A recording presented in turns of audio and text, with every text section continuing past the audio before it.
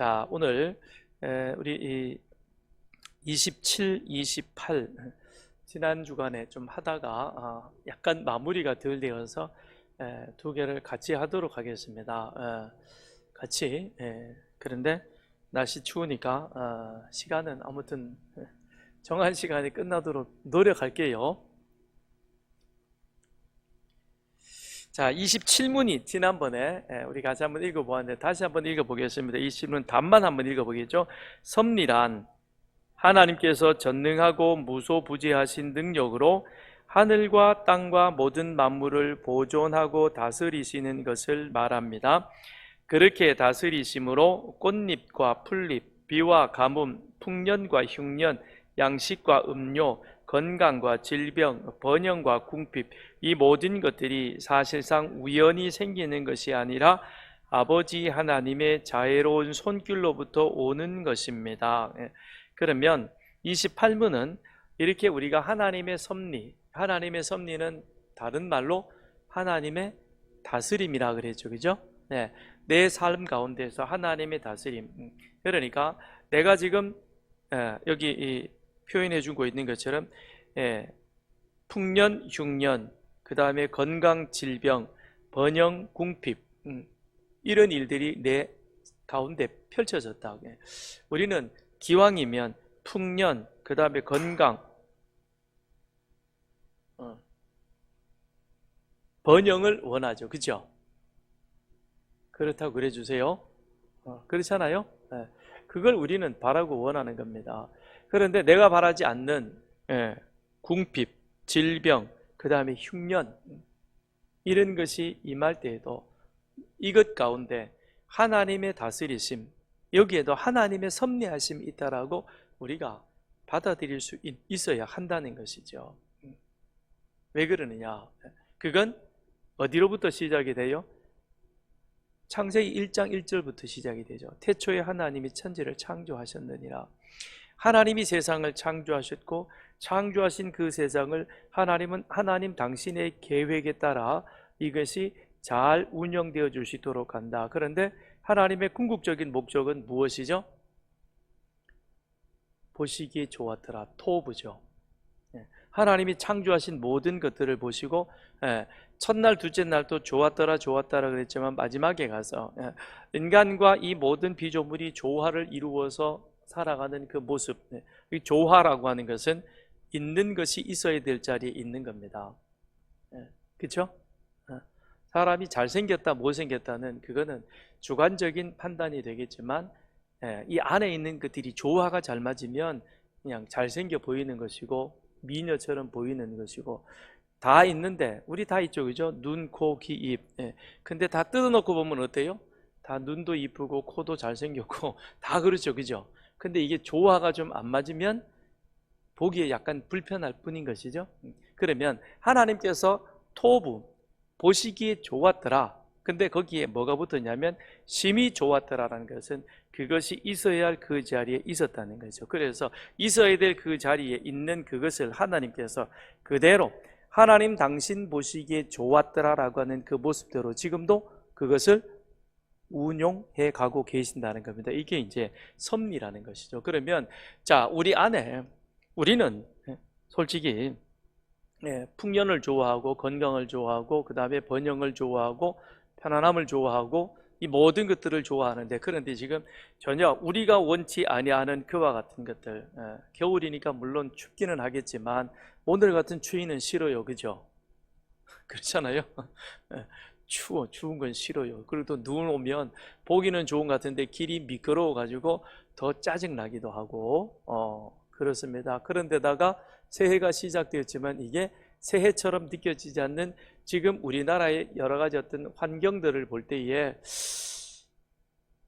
이때 이제 큰 물음표가 우리 속에 생길 수 있다는 것이죠. 왜냐? 그거는 내가 바라고 원하는 모습이 아니기 때문에 그러하다라는 것입니다. 그러나 그럴지라도 이것이 내가 바라는 것이 아니요 내가 원하는 것이 아니요 나는 이렇게 되어지기를 그걸 결코 좋아하진 않지만 그럼에도 불구하고 이것조차도 하나님의 다스림 하에 있다.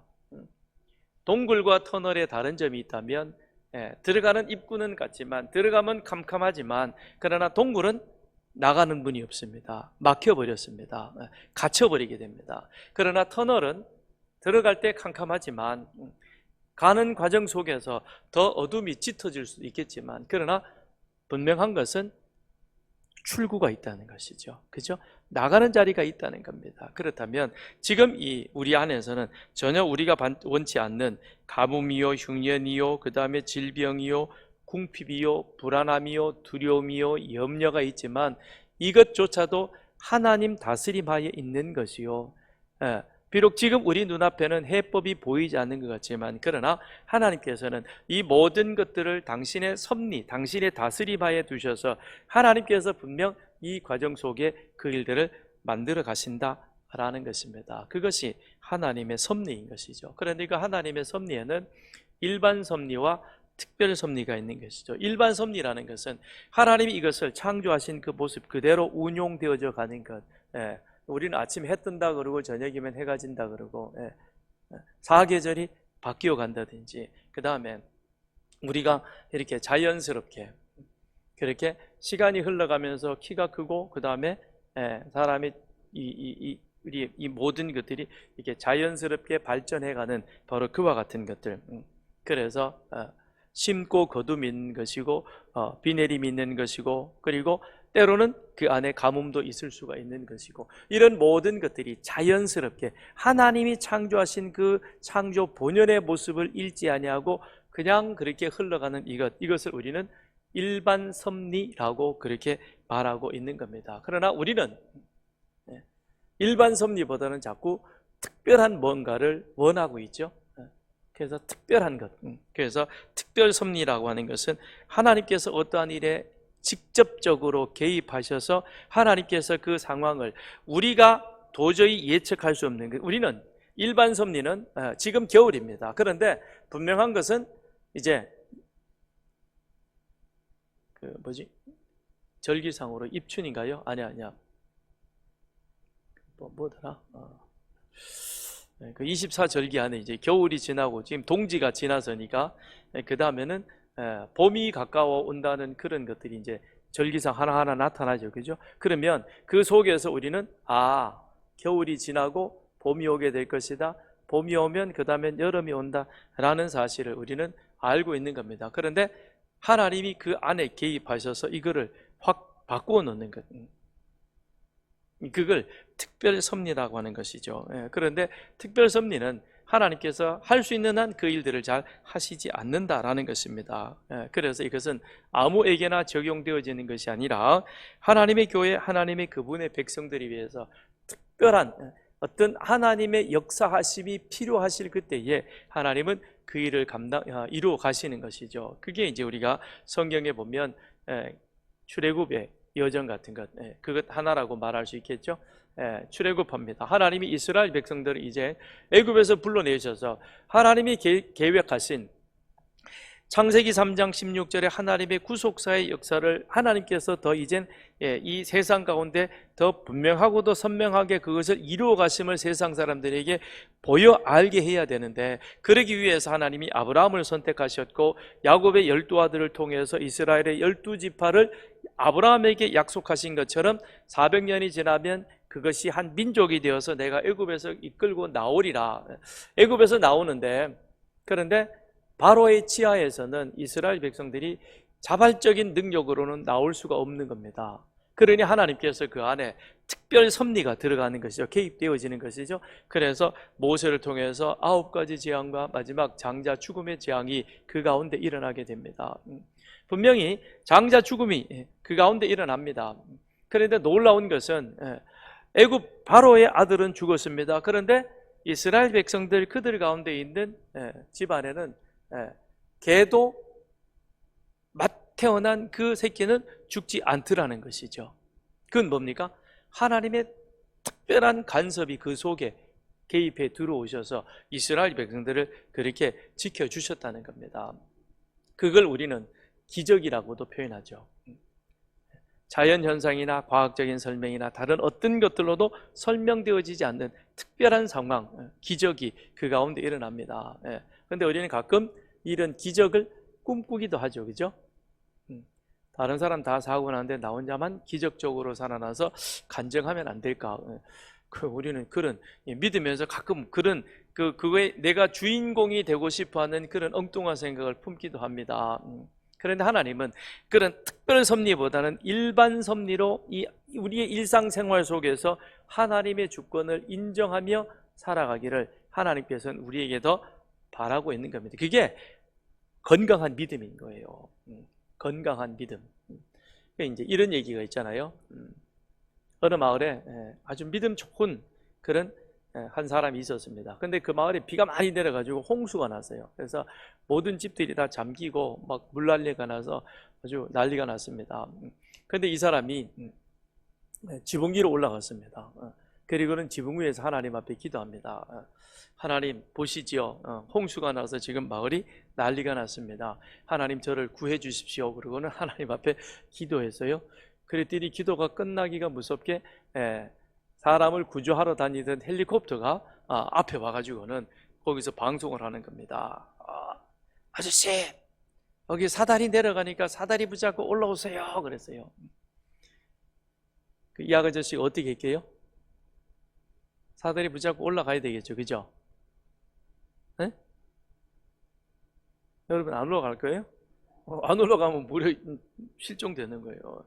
근데 이 사람이 그러는 거예요. 꼭 헬리콥터를 보면서 그러는 거예요. 가서 다른 사람 구조하세요. 하나님이 저를 구해 주실 겁니다. 그래서 그 헬리콥터가 가버렸어요. 그리고 그 사람도 나중에 실종됐어요. 물에 어떻게 돼요? 실종됐어요. 그래서 천국에 가가지고는 하나님 앞에 물어요. 하나님, 그날 내 그때 기도했을 때 왜 나를 구해주지 않았습니까? 그랬더니 하나님 뭐라 그래요? 야, 헬리콥터 보냈잖아. 우리 헬리콥터로 구조되어지는 이건 그냥 자연스러운 거예요. 그죠? 그 상황이니까 피했는데 그럼 되는 거예요. 그런데 특별히 하나님이 어떻게 해? 하나님이 슉 내려오가지고 딱 잡아가지고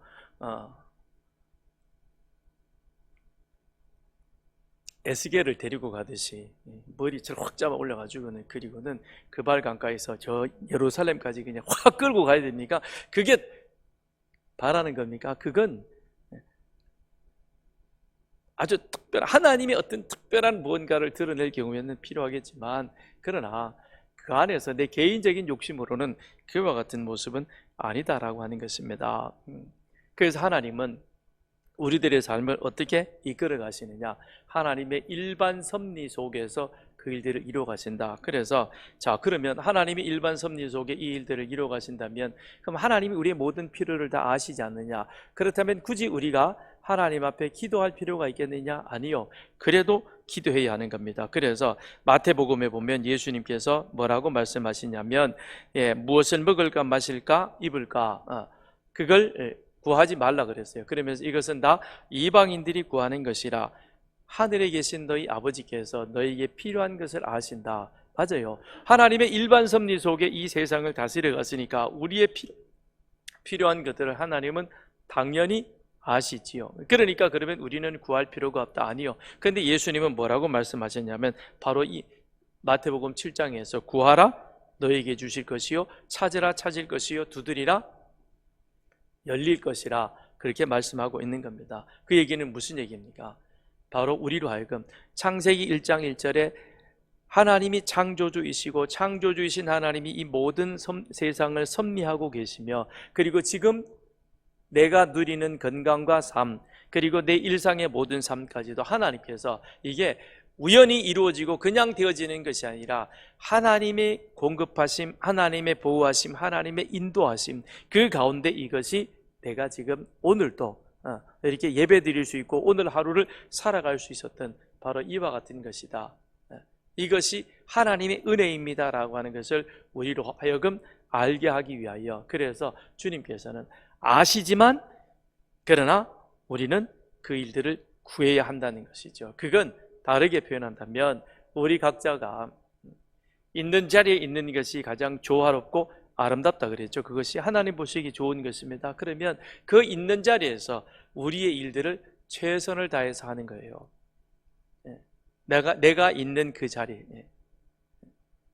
회사를 치면 사장은 사장의 자리에서 이 한 해를 어떻게 경영할 것인가 하는 것에 대한 계획을 잘 짜는 것이고, 그 다음에 거기에 있는 직원들은 각자 맡은 역할에서 생산이면 생산에, 영업이면 영업에, 관리면 관리에 그 일들에 대해서 최선을 다하는 겁니다. 그렇게 해서 각자 있는 자리에 최선을 다, 이것이 나중에는 함께 모아져서 가장 아름다운 조화를 만들어가는 겁니다. 교회도 똑같다는 것이죠. 다른 것 아닌 것입니다. 여러분들이 있어야 할 그 자리 안에서 각자의 역할들을 충실하게 감당할 때 우리 교회는 건강한 교회가 되는 겁니다. 건강한 교회가 되는 것이요, 하나님이 기뻐하시는 일, 제자 되어지고 제자 삼고 다음 세대를 말씀으로 믿음으로 세워가는, 그래서 서산의 10분의 1을 제자로 세워가는 바로 그와 같은 교회로서의 사명을 우리가 감당하게 되는 것이죠. 그렇게 이 한 해 동안을 우리는 살아가는 겁니다. 그래서 예수를 살아내는 것이죠. 주님의 가르치심, 내가 주님의 부름을 받았다. 부름받은 것은 세상으로 보내지기 위한 것이다. 그 보내짐이란 다름 아닌 그것이 내 가정이며 내 직장이며 학교이며 나 있는 그곳에서 욕먹는 그리스도인이 아니라 칭찬받는 그리스도인, 내가 소금이고 내가 빛이라는 사실을 알고 그 안에서 열심을 다하여 최선을 다하여 살아갈 때 이것이 바로 세상에 예수의 길을 보여주는 것이다. 우리는 올해 그렇게 살아가야 할 것입니다. 그건 하나님의 섭리를 인정하는 사람이 그와 같은 삶을 사는 것이죠. 그래서 28번 제28문, 하나님의 창조와 섭리를 알므로써 우리는 어떠한 유익을 얻느냐. 이것을 알 때에 우리에게 주어지는 유익이 있다는 겁니다. 같이 읽습니다. 시작. 우리가 역경에 처할 때는 인내할 수 있으며 모든 일이 순조로울 때는 감사할 수 있고 세상의 어느 것도 우리를 하나님의 사랑에서 떼어놓을 수 없게 하시는 신실하신 하나님 아버지께 대한 큰 확신을 갖게 합니다. 세상 만물이 온전히 하나님의 손안에 있으므로 그의 뜻이 아니고서는 어떠한 일도 일어나지 않습니다. 자, 위에 있는 이 두 줄, 우리가 역경에 처할 때 인내할 수 있고 모든 일이 순조로울 때 감사할 수 있고, 이게 우리 하나님의 섭리를 인정하는 그 사람에게 있어서 그가 하나님에 대한 그 믿음을 더 강화시켜 갈 수 있는 것이며 더 굳건한 믿음 위에 설 수 있다는 겁니다. 그래서 하나님 아버지께 대한 큰 확신을 갖게 한다라는 것이죠. 오늘 우리가 읽었던 이 욥기에 대한 말씀이 그러합니다. 욥이란 사람은 어떤 사람인 것입니까? 어떤 사람이냐? 우리가 알듯이 욥은 참 훌륭한 사람이에요. 그죠? 욥기 1장에 보면 욥의 하루의 일과에 대해서 말해주고 있습니다. 그는 아침에 일어나면서 하나님 경외합니다 라는 고백으로 시작이 되어집니다.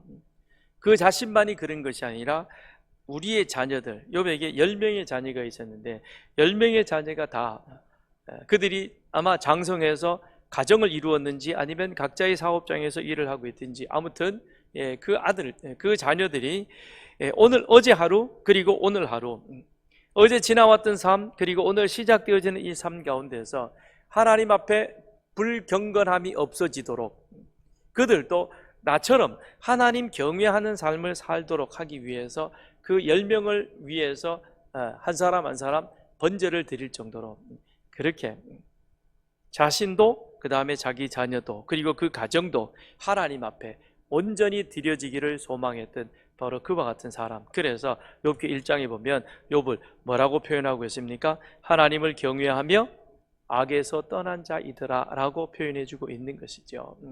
그랬던 욥에게 1장에서 알듯이 우리가 상상할 수 없는 그와 같은 끔찍한 일이 닥치죠. 아니 욥이 그렇게 아침에 일어나면서 하나님, 내 자녀들이 오늘 하루 하나님 경외하는 악에서 떠난 삶을 살아가도록 하나님 지켜주십시오, 그렇게 하나님 앞에 기도했는데, 그런데 10명이 그날 다 죽었어요. 어찌 이런 일이? 그뿐만 아닙니다. 재산도 다 날아가 버렸어요. 그리고 그의 몸에는 종기가 나서 견딜 수가 없습니다. 너무너무 괴로운 거예요.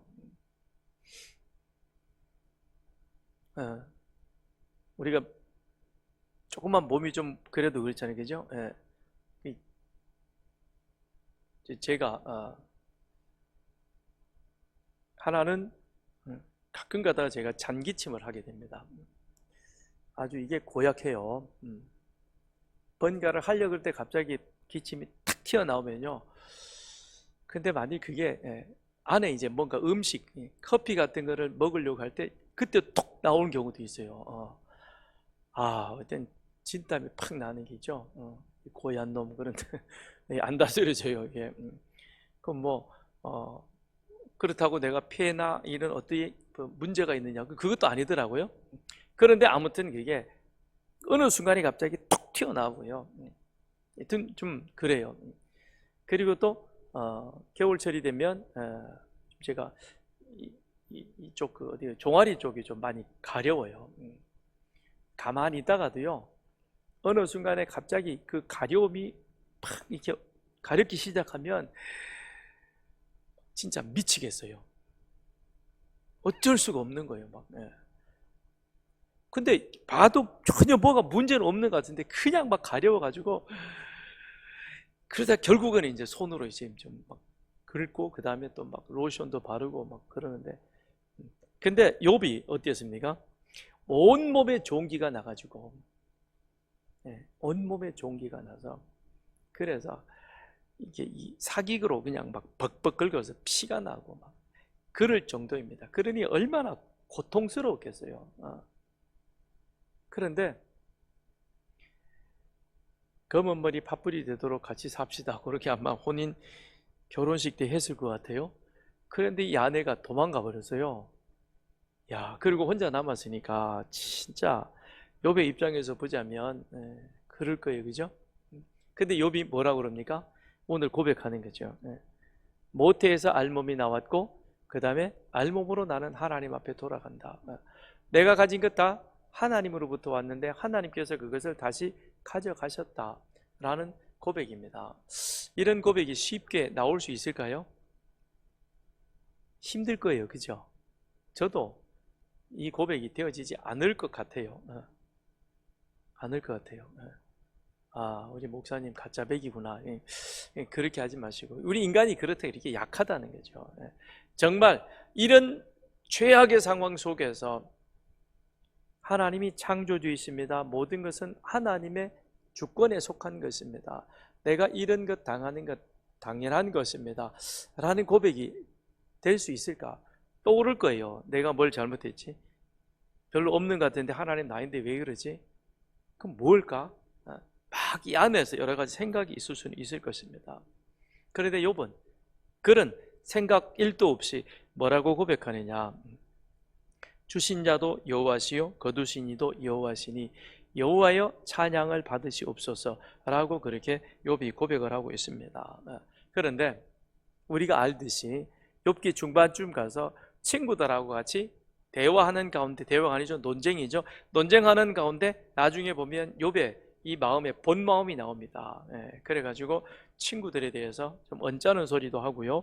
더 나아가서는 하나님 앞에서 차라리 내가 나지 않았으면 좋았을 뻔 했겠다라는 그런 해서는 안 될 말까지도 욥이 합니다. 그러면 욥 이 사람 위선인가? 지금 이렇게 하는 것과 중간에 가서 그렇게 하는 것, 이게 왜 그렇게 다른 건가? 근데 그건 위선이 아니라 욥은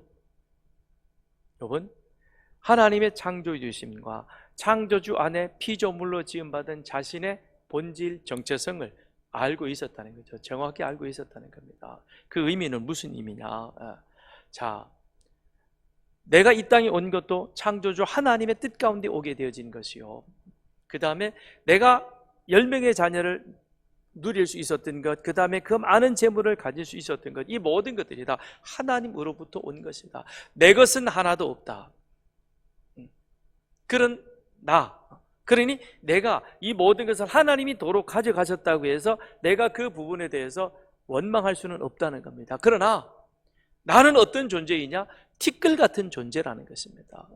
그러기에 티끌 같은 존재의 죄인이기 때문에 그 죄에서 내가 더 깊이 들어가지 않기 위해서 매일 아침마다 내가 몸부림쳤지만, 그러나 내 속에는 바울이 고백했듯이 오라 나는 곤고한 자로다. 누가 나를 이 사망의 몸에서 나를 건져낼 수 있으랴.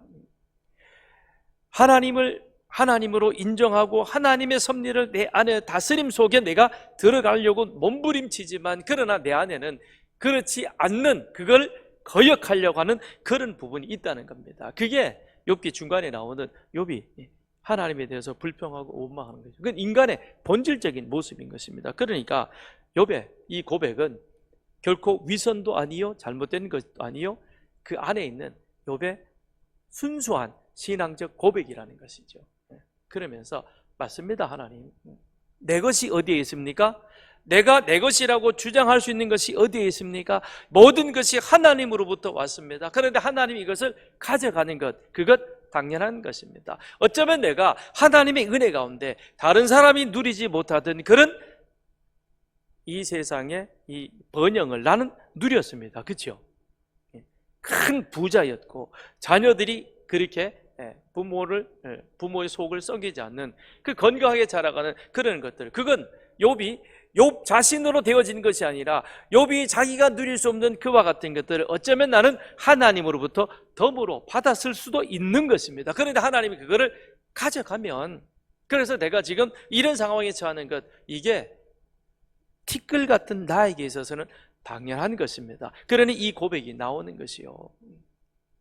그리고 하나님 앞에 불편한 말을 할 수 있는 것도, 그건 욥의 어떤 그런 불신앙이 아니라 타락한 티끌 같은 우리 인간의 본질적인 모습이다라고 하는 것이죠. 그렇지만 욥이 이내 무엇을 깨닫습니까? 맞아요. 하나님이 세상을 창조하는 그 모든 걸 저는 비밀을 알지 못합니다. 하나님은 나의 창조주이십니다라고 욥이 그렇게 하나님 앞에 다시금 하나님의 창조주이심의 신앙을 고백해 가는 것이죠. 우리 역시 그러한 것이죠. 자, 그러면 여기서 28번에 역경에 처할 때 인내할 수 있는 것, 이거는 내 힘으로 되어지는 것이 아닙니다. 내 능력으로 되어지는 것이 아니라는 것이죠. 어떻게 가능한 것입니까? 하나님이 창조주라고 하는 그 사실을 내 안에서 깊이 인정하고 그것이 내 안에서, 내 삶 속에서 고백되어지는 것. 즉 욥처럼 매일같이 그 자녀를, 그리고 그에 주어진 여러 많은 물질의 번영을 보면서 이건 내 것이 아니야. 누구 것? 하나님의 것.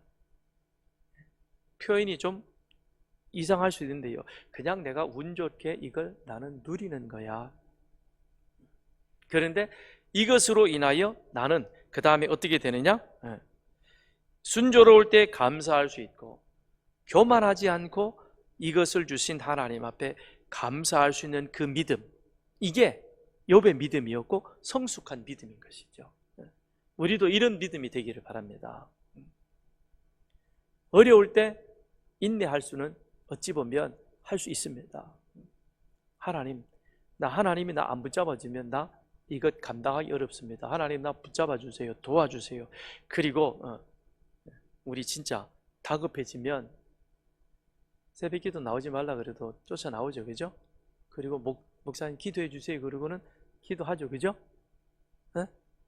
그렇다고 그래 주세요. 다급하면, 내가 궁지로 몰리면 그렇게 하는 겁니다. 그러니까 역경에 처할 때 웬만하면 우리는 하나님을 붙들고 찾습니다. 그런데 더 중요한 것은 모든 것이 순조로울 때 감사할 수 있고, 모든 것이 순조로울 때, 그리고 이 모든 것들은 우리를 하나님 사랑에서 떼어놓을 수 없다. 그 얘기는 결국 물질이 들어오든 권력이 들어오든 무엇이 들어오든 하나님과 나 사이에 틈을 내지 않고 하나님과 내가 함께 같이 걸어갈 수 있도록 내가 그 물질의 권력의 명예에 휘둘리지 않는다는 것이죠.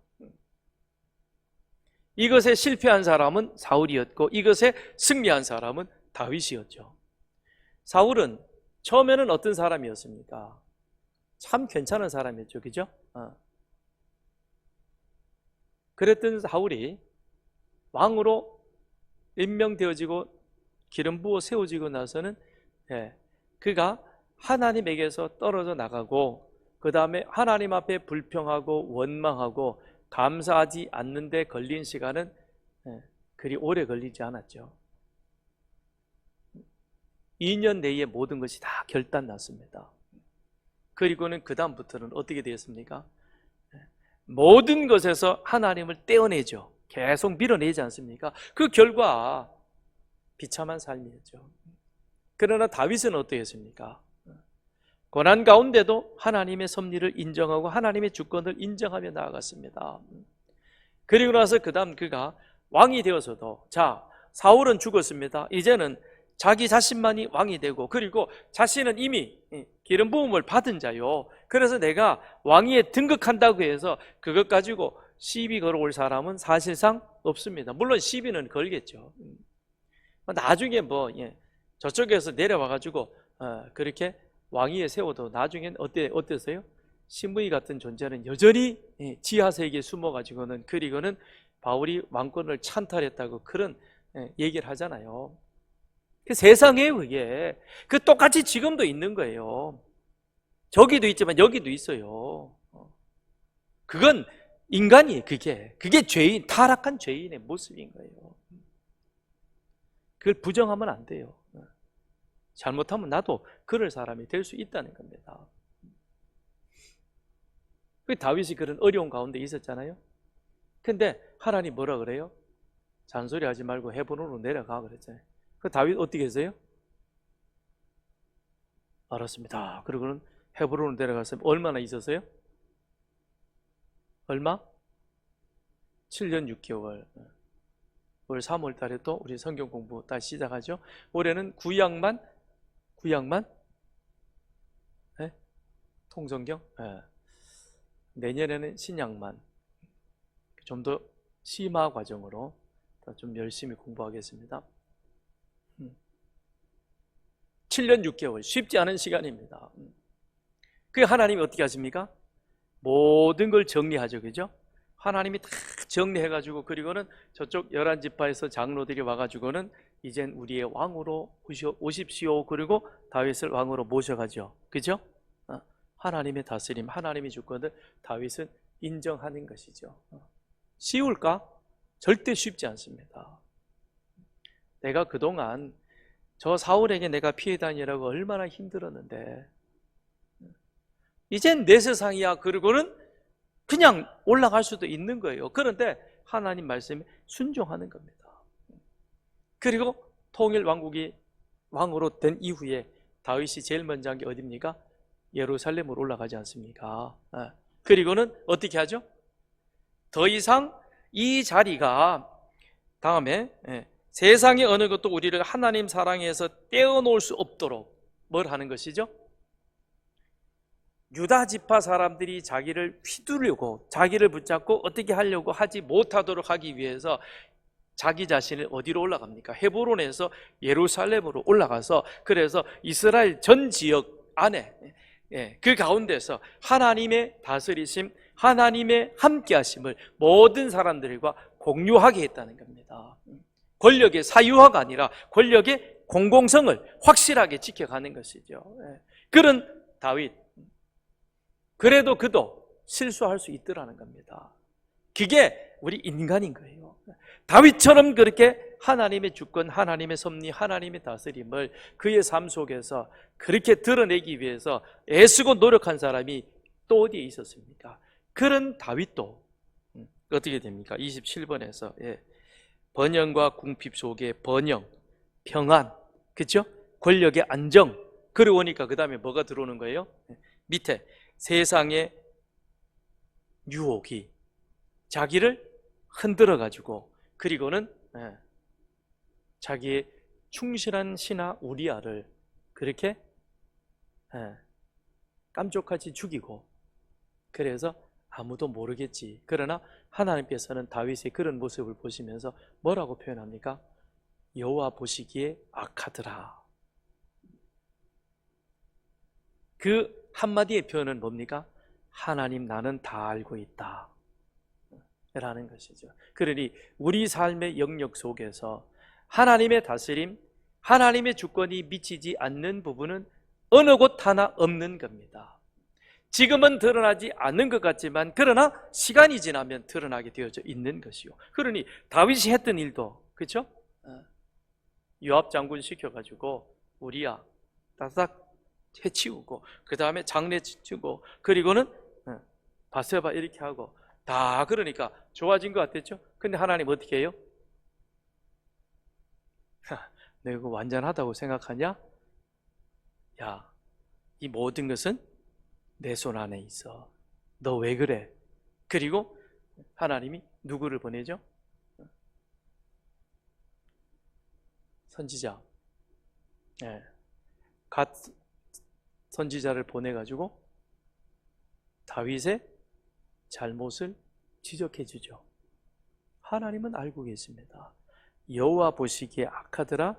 그러나 하나님께서 그 사실을 백일하여 드러내는 겁니다. 그리고는 모든 이스라엘 백성들이 다 알도록 만드는 겁니다. 이게 우연히 되어진 일입니까? 다윗이 실수한 것입니까? 실정해서 이렇게 되어진 겁니까? 아니요. 모든 것은 하나님의 주권 하에 있다는 것입니다. 그러므로 자, 마지막 결론을 보십시다. 세상 만물이 온전히 하나님의 손 안에 있으므로 내 손 안에 있어이다. 누구 손에?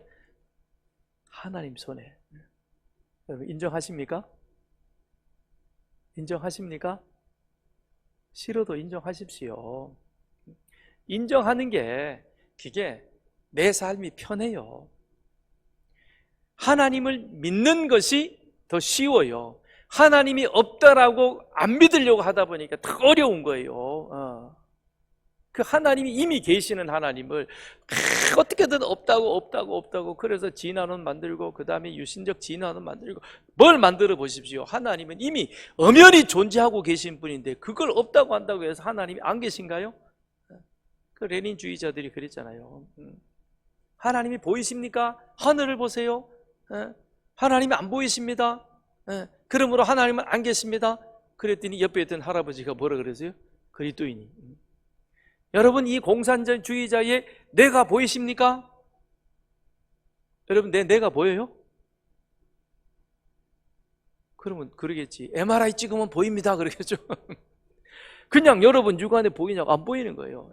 그러므로 이 공산주의자는 내가 없는 인간입니다. 말이 돼요 안 돼요? 똑같은 거예요. 똑같다는 거예요. 그렇기 때문에 세상 만물이 온전히 하나님의 손 안에 있으므로 그의 뜻이 하나님의 뜻이 아니고서는 어떠한 일도 일어나지 않습니다. 그러므로 우리 삶에 있어서 우연이라는 것은 하나도 없는 거예요. 우연은 없는 겁니다. 제가 이명숙을 만나서 결혼한 건 우연이 아닌 거예요. 그리고 우리 둘이서 수리남을 갔다 왔습니다. 이것도 하나님의 계획 속에 있는 거예요. 저희는 몰랐죠. 왜 우리가 수리남에 가나? 가면서도 그랬어요. 야, 우리가 수리남에 가니까 아마 모든 교회가 전폭적으로 지원을 해주겠다. 아니더라고요. 그리고 우리가 수리남에 왔으니까 하나님이 이 가운데 이제는 큰 역사를 일으키겠다. 아이고 힘들더라고요.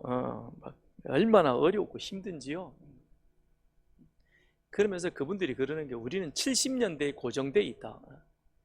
그러니까 우리를 흔들지 말라는 거예요. 그거는 예수 믿으면 변화되어야 되는데 우리는 70년대 연탄 구멍 맞추던 사람이니까 야, 이 말이 무서운 말인 거예요. 어려웠죠. 그러나 모든 것은 하나님의 주권하에 있다. 우연히 일어나는 것은 하나도 없는 겁니다. 여러분이 서산교회 오신 것 오늘 이렇게 눈이 와서 길이 미끄러움에도 불구하고 여기 나온 것 내가 열심히 있어서 라고 생각이 되시겠지만 아니요, 착각입니다. 하나님께서 여러분을 이곳으로 인도해 오신 겁니다. 그렇게 인정하면 우리의 신앙생활이 우리의 삶이 훨씬 편해집니다.